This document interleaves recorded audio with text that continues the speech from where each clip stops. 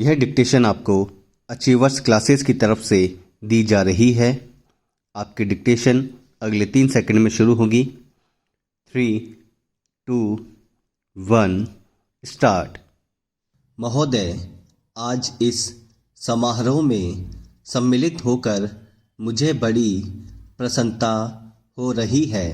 जब से मैं आपके नगर में पहुंचा हूं, आपने जिस प्रेम और उत्साह के साथ मेरा स्वागत किया है, उसके लिए मैं आपको धन्यवाद देता हूं।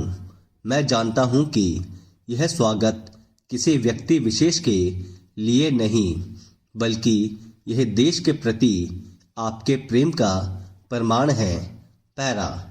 भारतवर्ष जब से स्वतंत्र हुआ है, उसके सामने बड़ी बड़ी कठिनाइयाँ रही हैं, परंतु ईश्वर की दया से हम एक एक कठिनाई को हल करते गए हैं और आज कहा जा सकता है कि अब हमें प्रगति के लिए प्रशस्त मार्ग मिल गया है।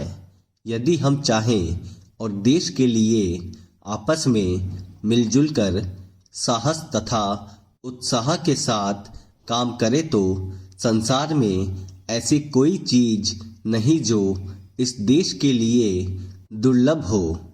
इसलिए एक ऐसे दिन का मनाना जिस दिन देश की उन्नति के लिए एक बहुत बड़ा कदम उठाया गया था, स्वाभाविक ही है। अंग्रेजों के साथ जिस समय स्वराज्य के लिए समझौता हुआ, उस समय उन्होंने और सब चीज़ों के साथ साथ एक काम और किया, जिसका परिणाम कुछ भयंकर हो सकता था। जहां एक और अंग्रेजी राज्य सीधे तौर पर चलता था, वहीं दूसरी ओर देशी नरेशों के अधीन 600 से अधिक रियासतें भी थी।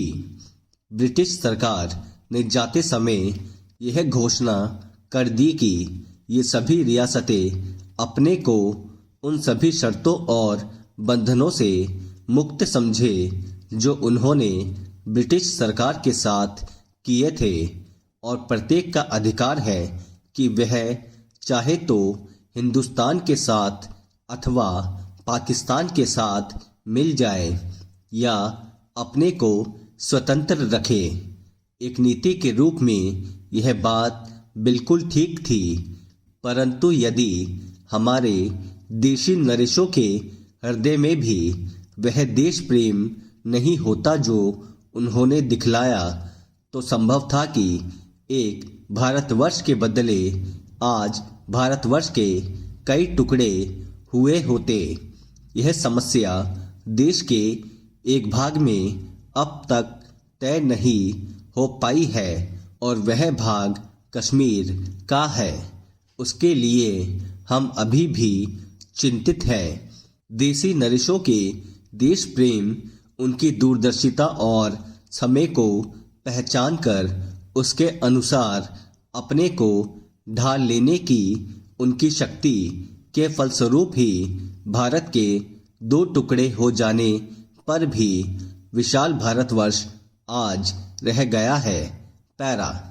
महोदय, वह उस भारतवर्ष से कहीं अधिक बड़ा है जो कभी किसी भी ऐतिहासिक काल में या उसके पहले किसी एक छत्र शासन के अधीन रहा हो।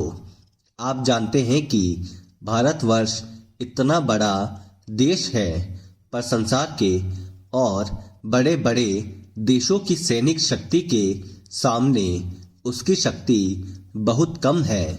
इंग्लैंड, अमेरिका और रूस की सैनिक शक्ति के सामने हमारी शक्ति बहुत कम है। ऐसी स्थिति में हमारे सामने प्रश्न यह है कि क्या हम किसी के सामने झुक जाएं, किसी के साथ मिल जाएं, या अपने को तटस्थ और स्वतंत्र रखें। किसी के साथ मिल जाने का अर्थ यह हो सकता है कि हमें उसके प्रभाव या उसकी शक्ति का लाभ मिले, परंतु उसका परिणाम भयंकर हो सकता है। यदि उन पर कभी संकट आया तो हम पर भी आएगा। यदि हम अलग रहते हैं तो हम अपने पैरों पर खड़े होकर अपनी शक्ति से बहुत कुछ कर सकते हैं।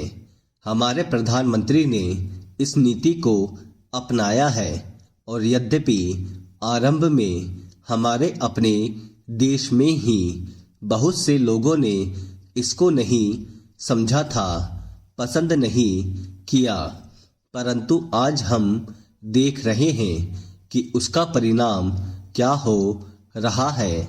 हमारे प्रधानमंत्री ने इस बात की घोषणा कर दी कि हम किसी भी दूसरे देश के साथ गठबंधन नहीं चाहते और हम स्वतंत्र रहकर अपना कामकाज अलग चलाएंगे। हमारे बहुत तेरे लोगों ने यह समझा कि यदि हम किसी बलशाली देश से मिले तो और कुछ नहीं तो कम से कम आर्थिक सहायता तो मिलेगी। जो देश यह चाहते थे कि हम उनके साथ मिले, उन्होंने तो बुरा माना ही।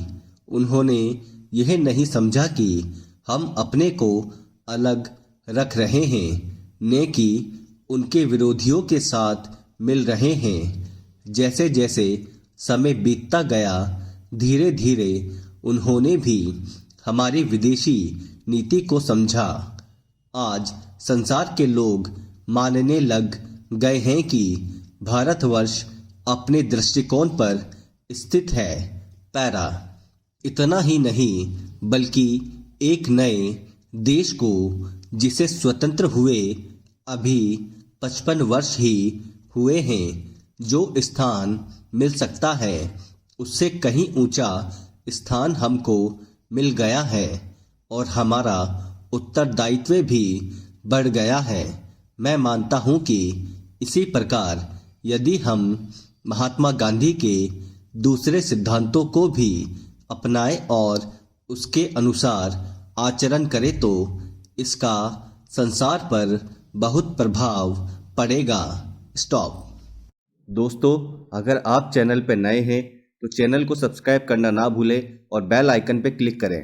Thank you.